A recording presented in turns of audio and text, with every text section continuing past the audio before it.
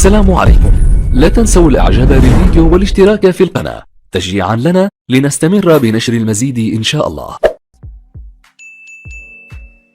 كرة من هناك تلعب على الجهة اليسرى، العمارة وكذلك كشا في انطلاقة من هناك على الجهة اليسرى لمصلحة الاتحاد داخل منطقة العمليات. يا سلام في الشباك، أول أهداف المباراة. يا سلام،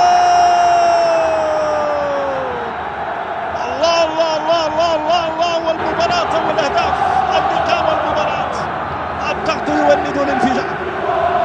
هدف العكسي في مرمى ساك ميموزا بعد هذه الكرة والتوزيع الأرضية، ليس أمام المدافع إلا أن وضع الكرة في الشباك وغير النتيجة لمصلحة الاتحاد. واحد مقابل لا شيء في الدقيقة 16 من زمن الشوط الأول للمباراة.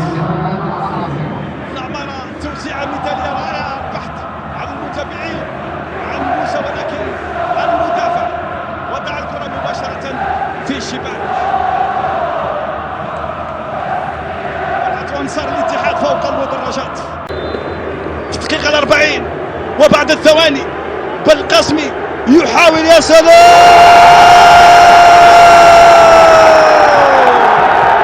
الله الله الله الله الله الله الله الله. الهدف الثاني لمصلحة الاتحاد، بالقاسمي يسجل بطريقة رائعة بمبدأ الأمان بثقة كبيرة.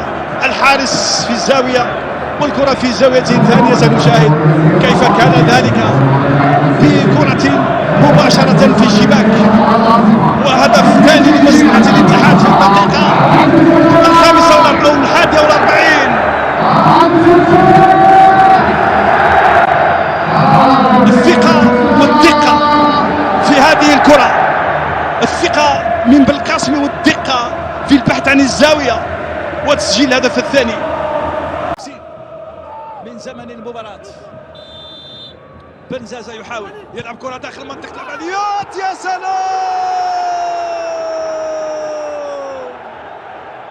في الشباك الهدف الثالث لمصلحة الاتحاد بعد تنفيذ كرة ثابتة وكانت صعبة على دفاع أساك ميموزا.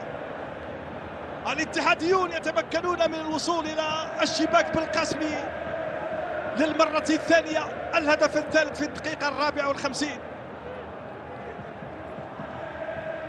في غفلة من دفاع أو ارتباك في دفاع أساك ميموزا وفرحة الأنصار. سنشاهد كيف كان ذلك.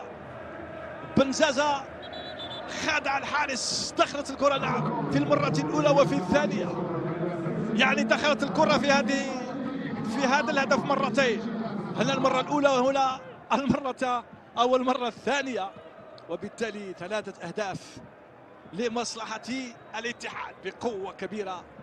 بالقاسم يؤكد، يضرب بقوة ويؤكد ويضرب الشباك للمرة الثالثة والثانية.